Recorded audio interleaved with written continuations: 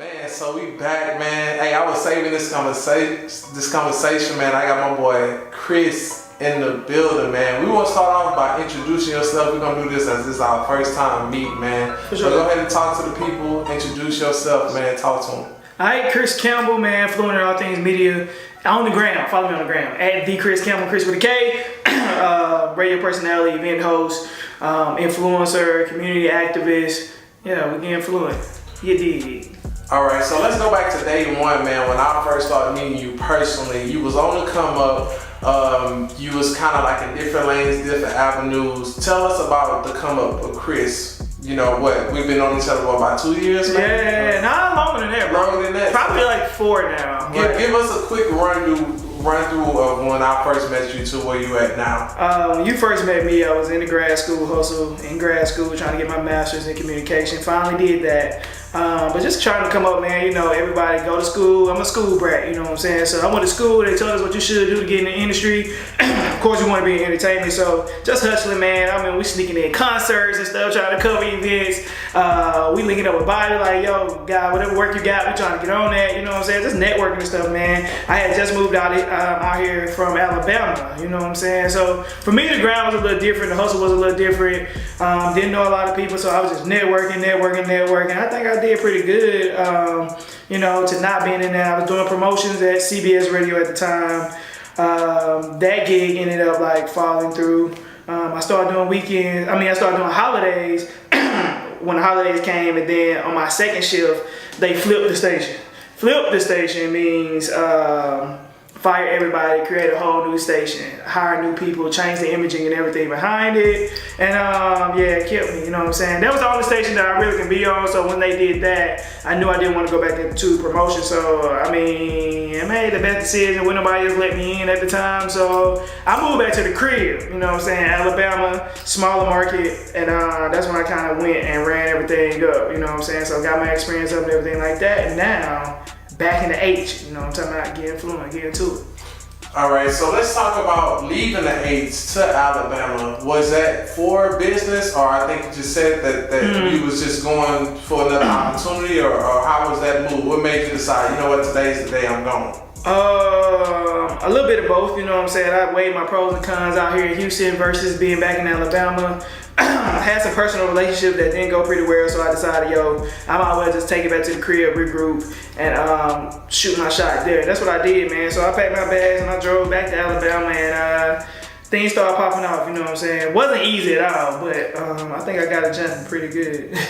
All right, so from the outside people looking in, because you know, me and you've been doing business, you supported me, you know, I've been helping out as I can with you as well, and we still got future business coming. For sure. So from us looking from the Instagram, man, it's like when you took that move, man, you really blew up. I see all the comments, I see people that was in Houston. And it's weird that it happened like that, like as soon as you left, and like, oh, now y'all got me. Explain how that felt when you were seeing that. Man, okay, so first and foremost, I always try to tell people, like, this entire journey, like I told you, I started doing this stuff when I was in school, like hustling, you know what I'm saying? It was kind of one of those things like, you saying you're hustling, you want to do this kind of stuff, but in real life, like, you probably end up being like a school teacher or something, you know what I'm saying? So I really thought that's what it was going to be. So when I went back to Alabama, man, you know what I'm saying, I was kind of inspired through what had went on here in Houston. I didn't get a lot of chance. Well, I didn't say I didn't get a lot of chance because I ended up working for Revolt while I was here, you know, 2 years. And, you know, when I went back, I just told myself, you know, I'm just giving my shot, giving my all. So when things really started popping off, I gotta tell you in a little while, like when things started popping off, man, it was crazy because I never really thought that I was gonna get it. You know what I'm saying? Like, we hustle for this stuff every day, all day, every day. But who knows if they're really gonna like capture their dream, you know what I'm saying? And I can't lie, like I looked up on mine and it came out of nowhere, and I think I kind of spooked myself because you go from being a dude in the entourage to being that dude, you know what I'm saying? And it's a huge responsibility behind that as well. So yeah, it caught me off guard for sure. Okay, so we seen what, radio, TV, you was doing coverage for schools. Just give us a rundown of everything you was actually doing. It looked like it was like you did like 10 different things at once in one day. Yo, it can be crazy like that sometimes. Well, first and foremost, I say, you know, I started off as an intern at that radio station. A lot of people don't know that side. I started off as an intern, and then about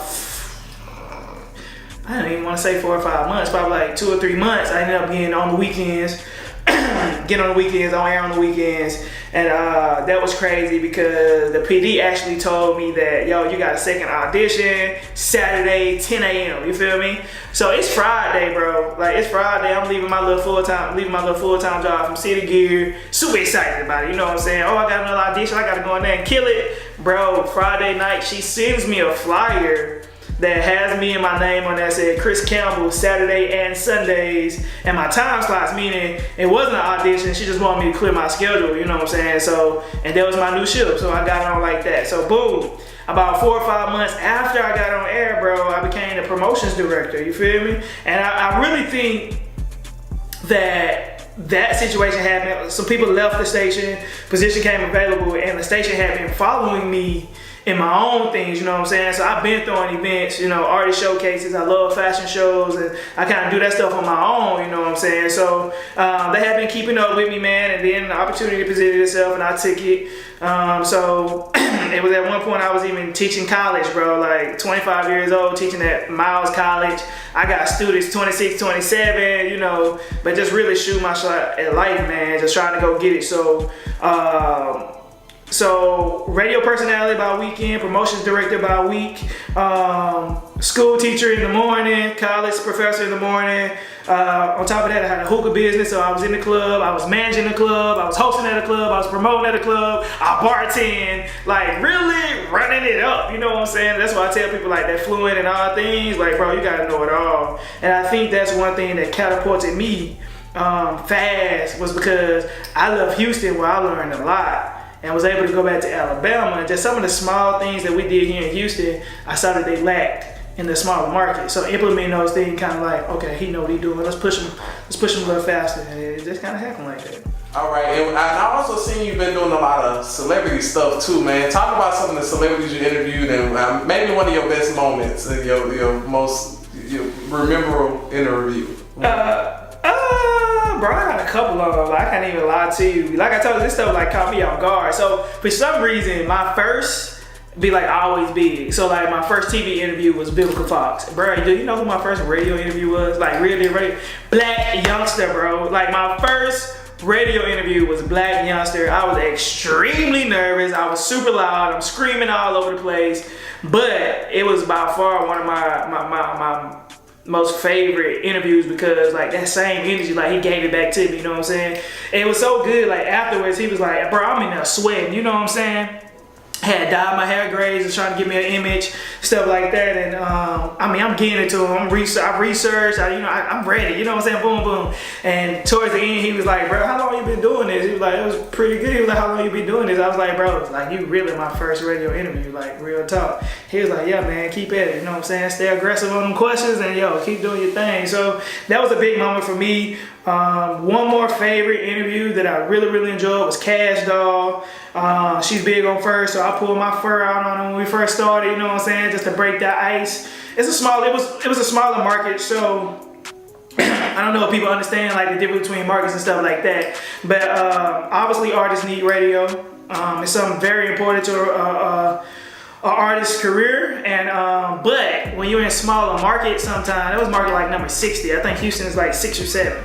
So coming to those smaller markets, they don't always seem beneficial, or they don't take it as seriously. So when we get big artists like that, you gotta kill it. So you know what I'm saying? I went in and she's a very down-to-earth girl, man. I love her. We vibe. She did her thing. It was super dope, you know what I'm saying? And I think she's a genuine person. And the energy that I was giving her, she was giving it back to me. So not only were we doing radio interviews for her, like she was talking about my journey, and it was just amazing, man. You know what I'm saying? So I'm blessed to be here, blessed to see a lot of my favorites. You know what I'm saying? Meet a lot of artists. It's crazy. And I kept going viral for some reason. Like Cash Doll went viral, Black Youngster went viral, like 134,000 views. Cash Doll like 80,000 views on YouTube. Like those were like my first like viral moments as far as like my own platform. So yeah, you did. I enjoyed the journey. All right. Another thing I want to talk about is what made you transition back to Houston if it was going so good out there? What's your goals for 2019, 2020 in Houston now? I think I ran it up very fast in Alabama, you know what I'm saying? And I think I told you, I think I kind of spooked myself a little bit, but it was some type of energy that I tapped into, and you know, I was just in this mood where I can do anything, you know what I'm saying? I really was telling myself that like every day, like running it up, and that's when things really started happening for me, when I changed my mindset. And I think I made it to a point in Alabama, especially Birmingham, where a lot of people knew me, man. A lot of people knew me. It was a huge responsibility, like literally carrying the creative culture of Birmingham like on my back. Like they looked at me like, yo, you our leader, what we doing? Lead us, let's do this.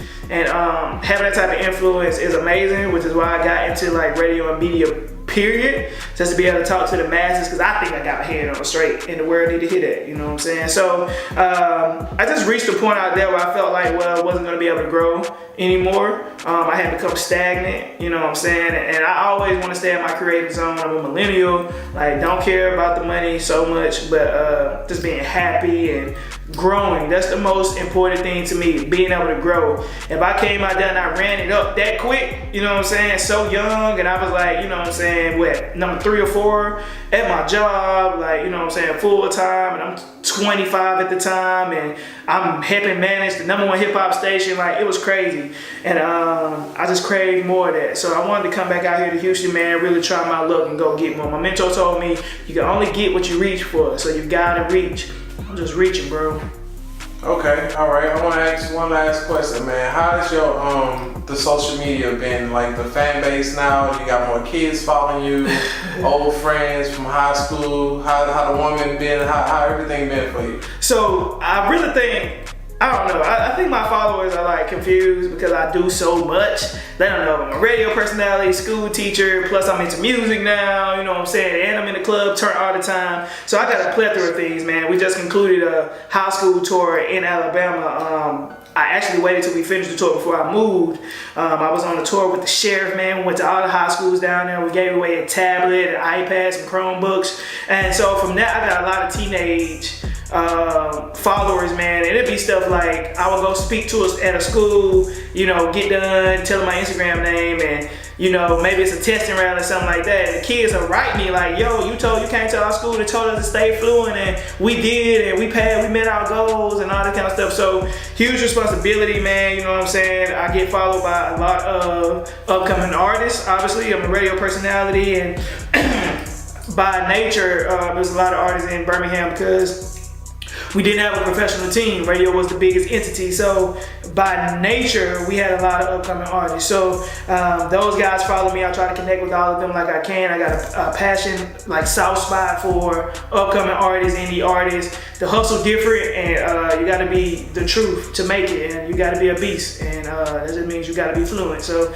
like that. And as far as the ladies, you know what I'm saying?